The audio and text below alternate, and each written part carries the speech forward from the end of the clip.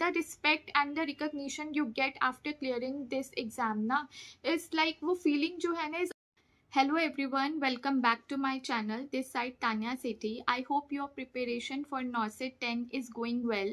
So I know NORCET isn't easy, the syllabus is huge, time is less, and your motivation keeps going up and down. So today I am here to share few points that I followed during my journey that will help you guys to stay consistent, avoid burnout, and move from average to AIR rank holders. So let's level up your preparation and rank together.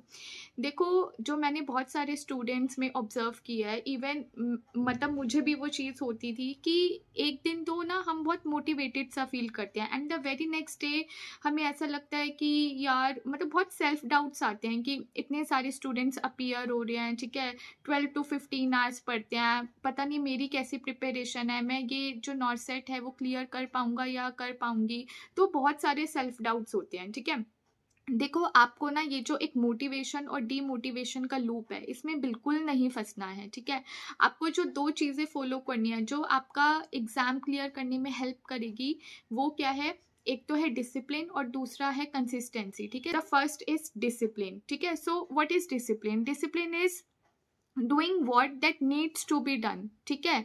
मतलब वो हमें चीज़ करनी ही करनी है even when we don't want to do it, ठीक है। जैसे अगर हमारा नॉर्सेट एग्जाम है, हमें पता है कि भाई बिना पढ़े नहीं होगा, पढ़ना ही पड़ेगा उस एग्जाम के लिए, ठीक है। तो आपको क्या करना है ना, एक डिसिप्लिन में रहना है।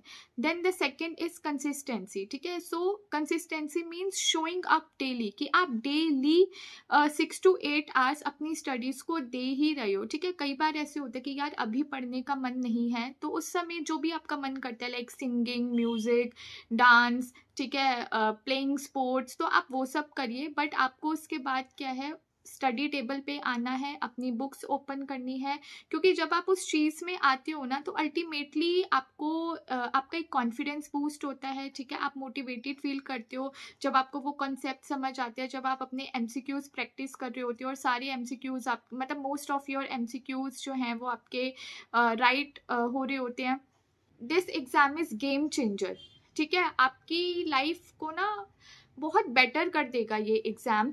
देखो, आपको एक फाइनेंशियल इंडिपेंडेंस, वो तो सब है कि आपकी सैलरी बहुत अच्छी होगी, फाइनेंशियल इंडिपेंडेंस मिलेगी, ठीक है। बट इसके साथ जो the respect and the recognition you get after clearing this exam ना, इज लाइक वो फीलिंग जो है ना, is out of the world, है ना। जब आप पेशेंट के पास जाते हो, जो भी आपको असाइन पेशेंट होता है, एंड जब आप उस पेशेंट की टेक केयर करते हो, ठीक है, जो एक सेटिस्फैक्शन लेवल मिलता है, जो ब्लेसिंग्स मिलती है ना, वो फीलिंग बहुत अच्छी होती है, ठीक है। तो ये फीलिंग्स ना आपको आई थिंक मोटिवेट करेगी। ये अगर आप अपना जो थॉट प्रोसेस है वो इस तरीके से रखोगे ना कि ये एग्ज़ाम गेम चेंजर होने वाला है, ठीक है। और हमेशा सोचो कि बस मेरे पास यही चांस है, ठीक है, मेरे को एक ही अपॉर्चुनिटी मिली है और मेरे को इस एग्ज़ाम को फोड़ देना है, ठीक है। तो ये चीज़ हो गई कंसिस्टेंसी एंड मोटिवेशन के बारे में, ठीक है। जो सेकंड पॉइंट है, बहुत सारे स्टूडेंट्स को मैंने देखा है कि इवन मैं भी ऐसे करती थी कि जैसे सपोज आज मैंने अबॉर्शन पढ़ लिया, ठीक है, MTP जो हमारे न्यू रिकमेंडेशंस आई है वो पढ़ लिया, ठीक है, लियोपोल्ड्स मैन्यूवर्स पढ़ लिए, ऐसे मैंने 5-6 टॉपिक्स पढ़ लिए, ठीक है। तो नेक्स्ट डे मुझे क्या करना है ना, उनको सबसे पहले एक्टिव रिकॉल करना है, ठीक है। तो एक्टिव रिकॉल में क्या करोगे आप सबसे पहले उठे, ठीक है, तो उन टॉपिक्स को ही आप एक छोटी सी नोटबुक बना लो। उसको ऐसे नहीं है कि आपको सजा के लिखना है, आप बस क्या कर रहे हो ना, उन चीज़ों को एक्टिवली रिकॉल कर रहे हो। तो फ्लो चार्ट्स के थ्रू, डायग्राम्स के थ्रू, जैसे आपको समझ आता है, आपने जो भी पढ़ा उसको 30 to 45 मिनट्स में आपको उन चीज़ों को क्या करना है, एक्टिवली रिकॉल करना है, ठीक है। फिर जो भी उस नोटबुक में आपने चीज़ें स्किप की है या फिर आपको था कि हाँ मैं भूल गया, उनको दोबारा से जाओ, ठीक है, वो चीज़ें देखो, दोबारा से उनको लर्न करो, देन आपको आगे मूव करना है, ठीक है। और सबसे पहले क्या करना है ना, उनके MCQs प्रैक्टिस करने हैं, देखो जब आप एमसीक्यूज प्रैक्टिस कर लोगे ना तो आपके एक तो कॉन्सेप्ट्स बहुत क्लियर हो जाएंगे, दूसरा आपको एक कॉन्फिडेंस मिलता है कि हाँ यार मैंने ये टॉपिक पढ़ा और अब मैं इस टॉपिक से रिलेटेड जो भी एमसीक्यूज है वो सॉल्व कर पा रहा हूँ या कर पा रही हूँ, ठीक है। तो ये आपके जो एक कॉन्फिडेंस है, आपके कॉन्फिडेंस को बूस्ट करेगा।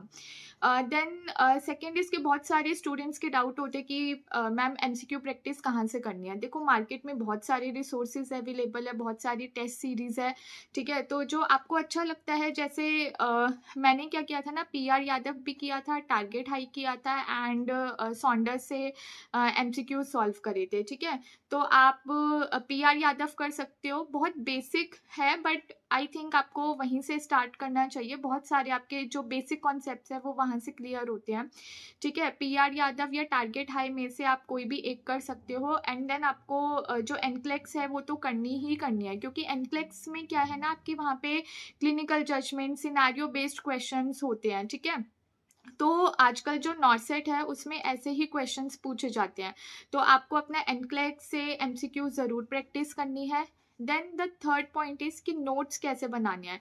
तो मैंने अपनी जो पूरी एक वीडियो है वो नोट्स पे ही बनाई है, अगर किसी को देखने हैं तो वो उस वीडियो को जाके देख सकता है। For the first and second year nursing students मुझे बस यही बोलना है कि ना आप जब फर्स्ट ईयर में आते हो तो देखो एक एटमॉस्फेयर में एडजस्ट करना होता है, होम सिकनेस होती है ना, आपके न्यू फ्रेंड्स बनते हैं, तो आप उस फेज को एंजॉय करो, है ना। और उस फेज में ना आप बस अपने यूनिवर्सिटी जो एग्जाम है उस पर फोकस करो और अपने फाउंडेशन को बिल्ड करो, ठीक है। आपको उस समय ऐसे कुछ एमसीक्यू प्रैक्टिस ये सब नहीं करना है। बस हाँ एक ये चीज़ है कि आप तभी से अपने जो नोट्स है ना उनको अच्छे से प्रिपेयर करना स्टार्ट कर देना, ठीक है, और आपको कुछ नहीं करना। And for third and fourth year nursing students I would like to tell कि आप तब से अपने नोट्स तो आपको प्रिपेयर करने ही हैं, अच्छे से डिटेल में नोट्स बनाने हैं, बट सेकेंड थिंग इज कि आप एमसीक्यू प्रैक्टिस भी थोड़ा थोड़ा करना है, जितना भी आपको टाइम मिलता है। अगर आप डेली के लिए 25 एमसीक्यूज भी कर रहे हो ना, that is enough for you guys, ठीक है। तो आप तब से नोट्स बनाना स्टार्ट करो। और जो नॉर्सेट के लिए प्रिपेयर कर रहे हैं, जिन्होंने अपना डिग्री कोर्स कंप्लीट कर लिया, उनको तो ऑब्वियसली नॉर्सेट सॉरी अब मतलब जो आपके नोट्स हैं वो भी अच्छे से प्रिपेयर करने हैं, एमसीक्यू प्रैक्टिस भी अच्छे से करनी है, ठीक है। आपको डेली के एटलीस्ट लाइक 500 एमसीक्यूज तो सॉल्व करने ही हैं विथ क्लियरिंग योर कॉन्सेप्ट्स, ठीक है। देखो मैं हमेशा इस बात पे फोकस करती हूँ कि सबसे पहले आपको अपने कॉन्सेप्ट्स को क्लियर रखना है। ऐसे नहीं कि डायरेक्टली आप एमसीक्यूज पे जंप कर रहे हो। सपोज एक सर्वाइकल इनकॉम्पिटेंस या फिर एक्टोपिक प्रेगनेंसी, ये बहुत मतलब फ्रिक्वेंटली आस्क्ड टॉपिक्स होते हैं और इनसे बहुत सारे क्वेश्चंस आते हैं, ठीक है। मैन्युअर्स पे बहुत सारे एमसीक्यूज आते हैं। तो आप डायरेक्टली ऐसे टॉपिक्स के, तो स्पेशली मैं बोल रही हूँ कि किसी भी टॉपिक के एमसीक्यूज पे ऐसे जंप मत करो without you know study that concepts. मतलब अपने कॉन्सेप्ट्स को आपको क्लियर करके ही चलना है, ठीक है।